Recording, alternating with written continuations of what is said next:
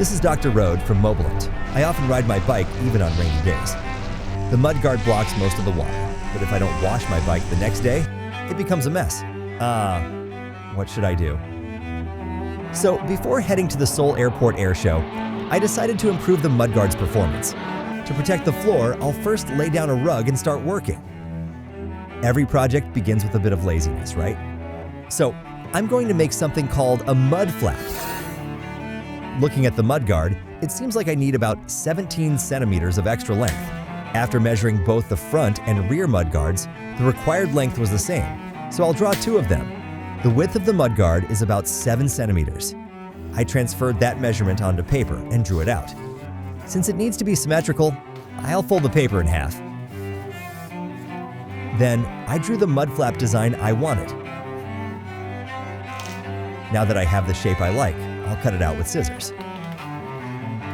If cutting straight lines is difficult, you can use a knife and a ruler for better precision.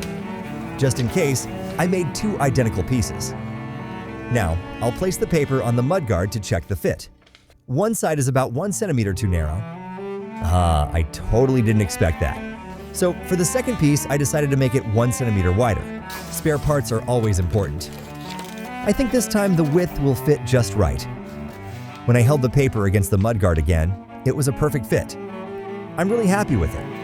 Now I'll place the cut paper on a PVC bag bottom panel and trace the outline with a pencil.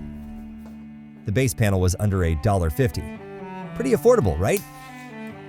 Once all the lines are drawn, I'll cut 2 identical pieces.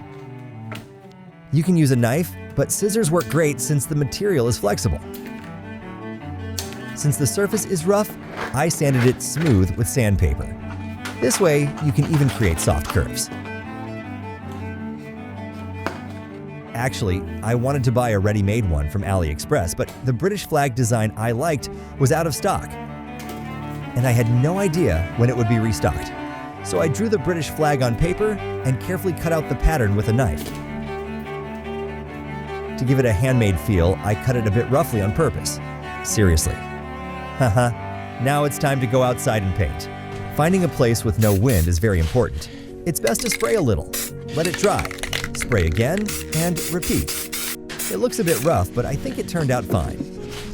To add a vintage touch, I dabbed on some white dots and then wiped some of them off. That imperfect look is part of the art, right? I'd love to make one like Sinago, the 3D pen master. Now, to make holes in the mudguard, I'll mark the spots using a punching tool. It's also good to use a white paint pen together like this.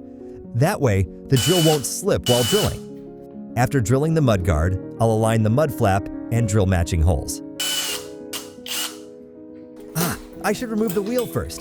It won't work as is. The hole was too tight, so I widened it a bit. I'll use M5 bolts for this. The bolt length is about 15 millimeters. Using washers and nylon nuts, I tightened the bolts so they won't loosen. I used a torque wrench and tightened them to 2 Newton meters. All right, now the rear mudflap is perfectly installed.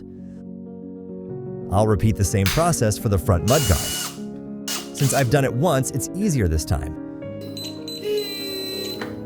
You can use the same method for Minivelos or e-bikes too. Back in the day, I even made my own mudguards from scratch.